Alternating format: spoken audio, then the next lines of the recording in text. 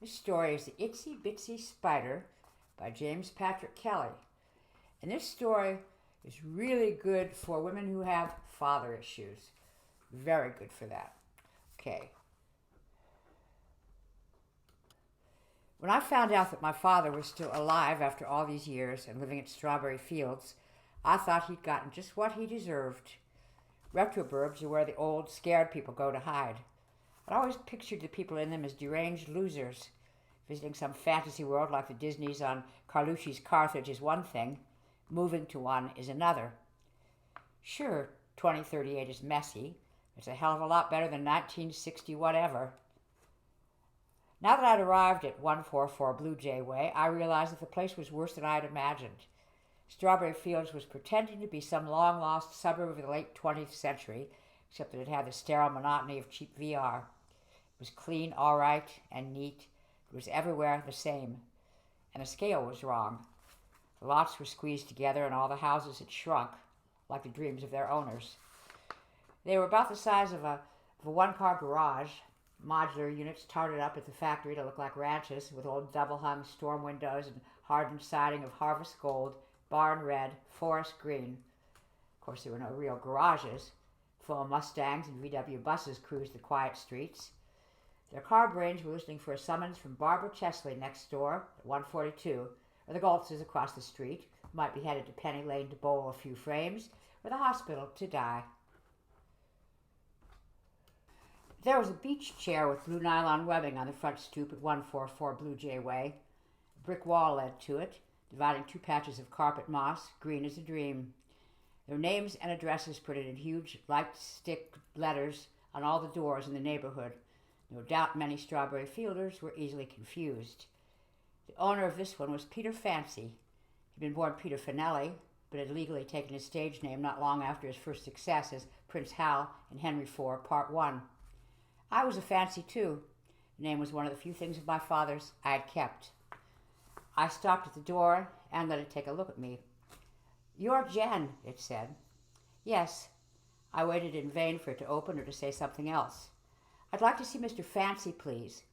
The old man's house had worse manners than he did. "He knows I'm coming," I said. "I sent him several messages," which he had never answered, but I didn't mention that. "Just a minute," said the door. "She'll be right with you." She? The idea that he might be with another woman now hadn't occurred to me.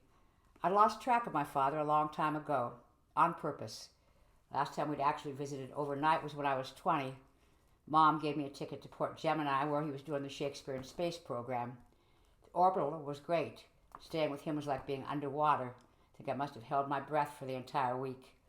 After that, there were a few sporadic calls, a couple of awkward dinners, all at his instigation, and 23 years of nothing. I never hated him, exactly. When he left, I just decided to show solidarity with Mom and be done with him. If acting was more important than his family, then to hell with Peter Fancy. Mom was horrified when I told her how I felt. She cried and claimed the divorce was as much her fault as his. It was too much for me to handle. I was only 11 years old when they separated. I needed to be on someone's side, and so I had chosen her. She never did stop trying to talk me into finding him again, even though after a while it only made me mad at her. For the past few years, she'd been warning me that I'd developed a warped view of men. But she was a smart woman, my mom, a winner. Sure, she'd had troubles, but she'd founded 3 companies, was a millionaire by 25. I missed her. A lock clicked and the door opened. Standing in the dim interior was a little girl in a gold and white check dress. Her dark curly hair was tied in a ribbon. She was wearing white ankle socks and black Mary Jane shoes that were so shiny they had to be plastic. There was a Band-Aid on her left knee. "Hello, Jen. I was hoping you'd really come." Her voice surprised me. It was resonant, impossibly mature. At first glance, I'd guessed she was 3, maybe 4. I'm not much good at guessing kids' ages. Now I realize this must be a bot, a maid person. "You look just like I thought you would." She smiled, stood on tiptoe, and raised a delicate little hand over her head. I had to bend to shake it. The hand was warm, slightly moist, and very realistic. She had to belong to Strawberry Fields. There was no way my father could afford a bot with skin this real. "Please come in." She waved on the lights. "We're so happy you're here." The door closed behind me. The playroom took almost half the little house. Against one wall was a miniature kitchen. Toy dishes were drying in a rack next to the sink. The pink refrigerator barely came up to my waist. The table was full-sized, had 2 normal chairs and a booster chair. Opposite this was a bed with a ruffled pumpkin patty bedspread. About a dozen dolls and stuffed animals were arranged along the far edge of the mattress. I recognized most of them. Pooh, Mr. Moon, Baby Roly-Poly, the Sleepums, Big Bird. And the wallpaper was familiar too. Oz figures like Toto and the Wizard and the Cowardly Lion on a field of Munchkin blue. "We had to make a few changes," said the bot. "Do you like it?" The room seemed to tilt then. Took a small, unsteady step and everything righted itself. My dolls, my wallpaper, a chest of drawers from Grandma Finelli's cottage in Hyannis. I stared at the bot and recognized her for the first time. She was me. "What is this?" I said. "Some kind of sick joke?" Felt like I'd just been slapped in the face. "Is something wrong?" the bot said. "Tell me. Maybe we can fix it." I swiped at her and she danced out of reach. I don't know what I would have done if I'd caught her. Maybe smashed her through the picture window onto the patch of front lawn, or shaken her until pieces started falling off. But the bot wasn't responsible. My father was. Mom would never have defended him if she'd known about this. The old bastard. I couldn't believe it. Here I was, shuddering with anger after years of feeling nothing for him. There was an interior door just beyond some shelves filled with old-fashioned paper books. I didn't take time to look at them as I went past, but I knew that Dr. Seuss and L. Frank Baum would be on those shelves. The door had no knob. "Open up!" I shouted. It ignored me, so I kicked it. "Hey!" "Jennifer!" The bot tugged at the back of my jacket. "I must ask you, you can't have me!" I pressed my ear to the door. Silence. "I'm not this thing you made." I kicked it again. "You hear?" Suddenly an announcer was shouting in the next room. Into the post to Russell, who kicks it out to Havlicek, all alone at the top of the key. He shoots, and Baylor with a strong rebound. The asshole was trying to drown me out. "If you don't come away from that door right now," said the bot, "I'm calling security." "What are they going to do?" I said. "I'm the long-lost daughter, here for a visit. And who the hell are you, anyway?" "I'm bonded to him, Jen. Your father is no longer competent to handle his own affairs. I'm his legal guardian." Shit. I kicked the door one last time, but my heart wasn't in it. I shouldn't have been surprised that he had slipped over the edge. He was almost 90. "If you want to sit and talk, I'd like that very much." The bot gestured toward a banana yellow beanbag chair. "Otherwise, I'm going to have to ask you to leave." It was the shock of seeing the bot, I told myself. I'd reacted like a hurt little girl. But I was a grown woman, and it was time to start behaving like one. I wasn't here to let Peter fancy worm his way back into my feelings. I'd come because of Mom. "Actually," I said, "I'm here on business." I opened my purse. "If you're running his life now, I guess this is for you." I passed her the envelope and settled back, tucking my legs beneath me. There's no way for an adult to sit gracefully in a beanbag chair. She slipped the check out. "It's from Mother." She paused, then corrected herself. "Her estate." She didn't seem surprised.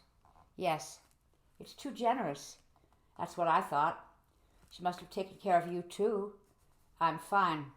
I wasn't about to discuss the terms of Mom's will with my father's toy daughter. "I would have liked to have known her," said the bot. She slid the check back into the envelope and set it aside. "I've spent a lot of time imagining Mother." I had to work hard not to snap at her. Sure, this bot had at least a human equivalent intelligence and would be a free citizen someday, assuming she didn't break down first. But she had a cognizer for a brain and a heart fabricated in a vat. How could she possibly imagine my mom, especially when all she had to go on was whatever lies he had told her? "So, how bad is he?" She gave me a sad smile and shook her head. "Some days are better than others. He has no clue who President Hong is or about the quake, but he can still recite the dagger scene from Macbeth. I haven't told him that Mother died. He'd just forget it 10 minutes later." "Does he know what you are?" "I'm many things, Jen, including me. You're a role I'm playing, not who I am." She stood. "Would you like some tea?" "Okay." I still wanted to know why Mom had left my father $438,000 in her will. If he couldn't tell me, maybe the bot could. She went to her kitchen, opened a cupboard, and took out a regular-sized cup. Looked like a bucket in her little hand. I don't suppose you still drink Constant Comment? His favorite. I'd long since switched. That's fine. I remember that when I was a kid, my father used to brew cups for the two of us from the same bag because Constant Comment was so expensive. I thought they were out of business long ago.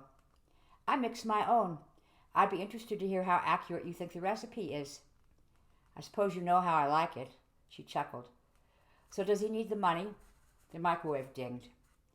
Very few actors get rich, said the bot. Didn't think there had been microwaves in the 60s, but then strict historical accuracy wasn't really the point of Strawberry Fields, especially when they have a weakness for Shakespeare.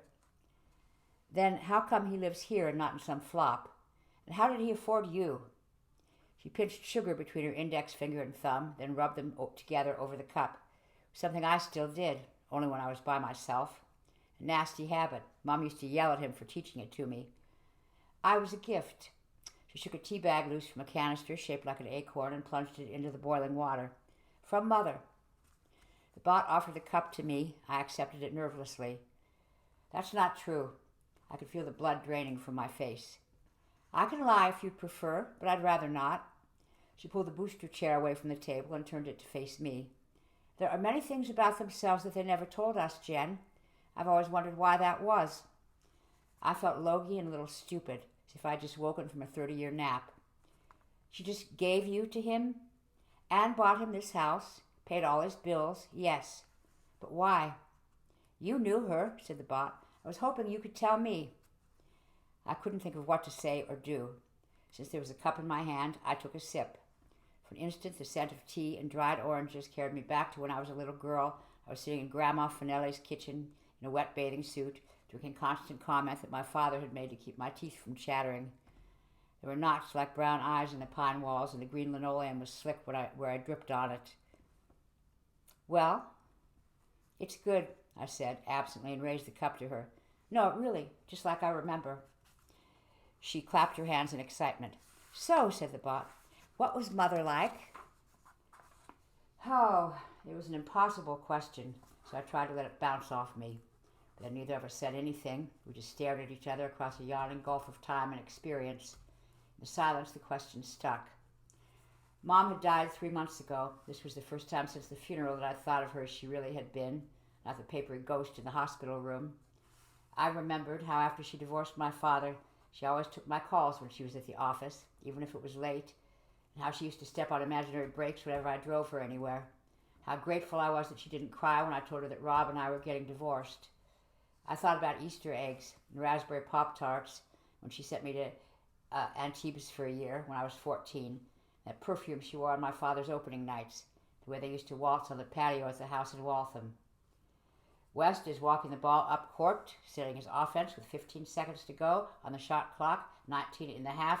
The beanbag chair that I was in faced the picture window. Behind me I could hear the door next to the bookcase open. Jones and Goodrich are in each other's jerseys down low, and now Chamberlain swings over, calls for the ball on the weak side. I twisted around to look over my shoulder. The great Peter Fancy was making his entrance. Mom once told me that when she met my father, he was typecast playing men that women fell hopelessly in love with. He'd had great successes as Stanley Kowalski in Streetcar, Sky Masterton in Guys and Dolls, and the Vicomte de Valmont in Liaison Dangereuse. The years had eroded his good looks, but had not obliterated them. From a distance, he was still a handsome man.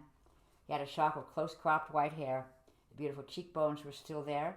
The chin was as sharply defined as it had been in his first headshot. His gray eyes were distant and a little dreamy, as if he were preoccupied with the War of the Roses or the problem of evil. Jen, he said, what's going on out here?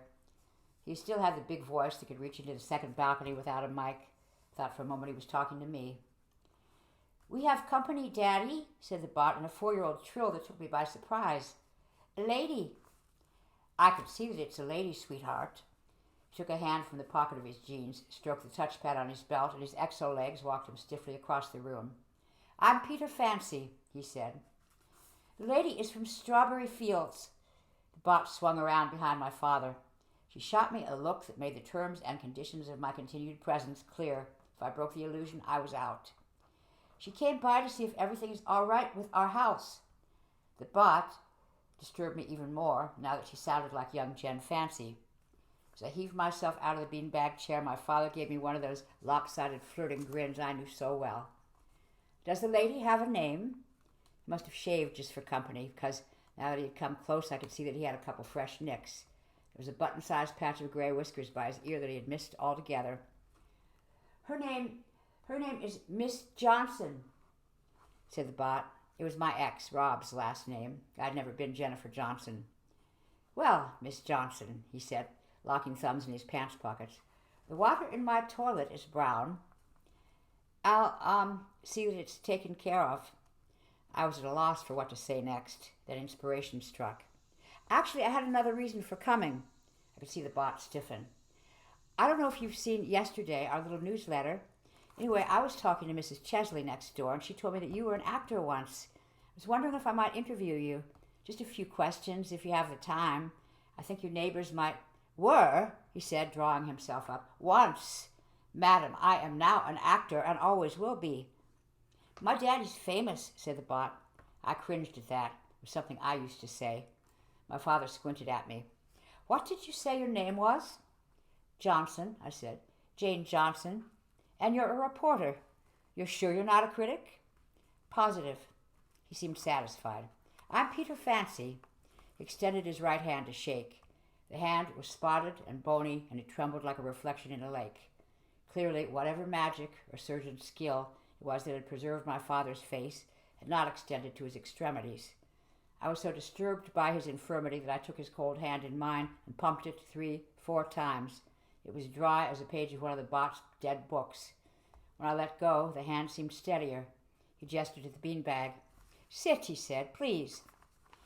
After I'd settled in, he tapped the touchpad and stumped over to the picture window. Barbara Chesley is a broken and bitter old woman, he said. I will not have dinner with her under any circumstances. Do you understand? He peered up Blue Jay Way and down. Yes, Daddy, said the bot. I believe she voted for Nixon, so she has no reason to complain now. Apparently satisfied that the neighbors weren't sneaking up on us, he leaned against the windowsill facing me. Mrs. Thompson, I think today may well be a happy one for both of us. I have an announcement. He paused for effect. I've been thinking of Lear again. The bot settled onto one of the little chairs. Oh, Daddy, that's wonderful. It's the only one of the big four I haven't done, said my father. I was set for a production in Stratford, Ontario, back in '99. Polly Matthews was to play Cordelia. Now there was an actor. She could bring tears to a stone. Then my wife Hannah had one of her bad times, and I had to withdraw so I could take care of Jen. The two of us stayed down at my mother's cottage on the Cape. I wasted the entire season tending bar. When Hannah came out of rehab, she decided she didn't want to be married to an underemployed actor anymore, so things were tight for a while. She had all the money, so I had to scramble. Spent almost 2 years on the road. I think it might have been for the best. I was only 48, too old for Hamlet, too young for Lear. My Hamlet was very well received, you know. There were overtures from PBS about a taping. That was when the BBC decided to do the Shakespeare series with that doctor, what was his name, Jonathan Miller. So instead of Peter Fancy, we had Derek Jacobi, whose brilliant idea was to roll across the stage, frothing his lines like a rabid raccoon. I think he'd seen an alien, not his father's ghost. That was another missed opportunity, except, of course, I was too young. Ripeness is all, eh? So I still have Lear to do. Unfinished business. My comeback. He bowed, then pivoted solemnly so that I saw him in profile, framed by the picture window.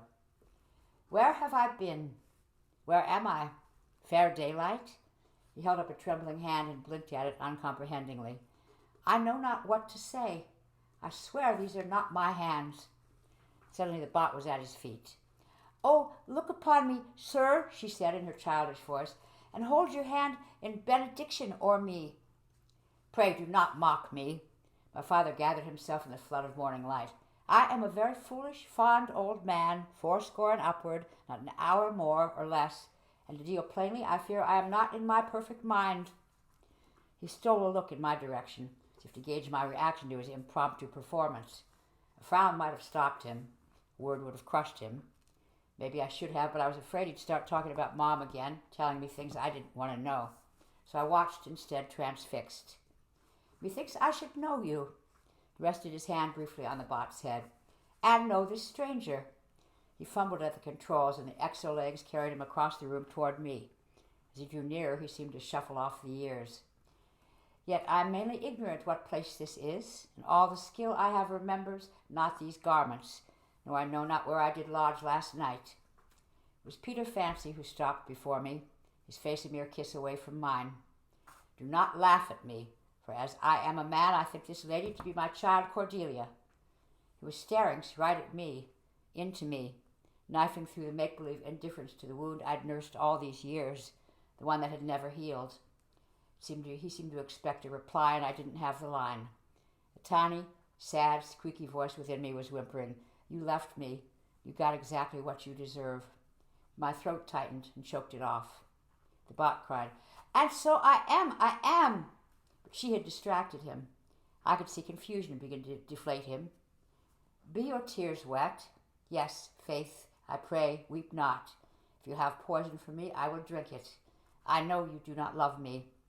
He stopped and his brow wrinkled. It's something about the sisters, he muttered.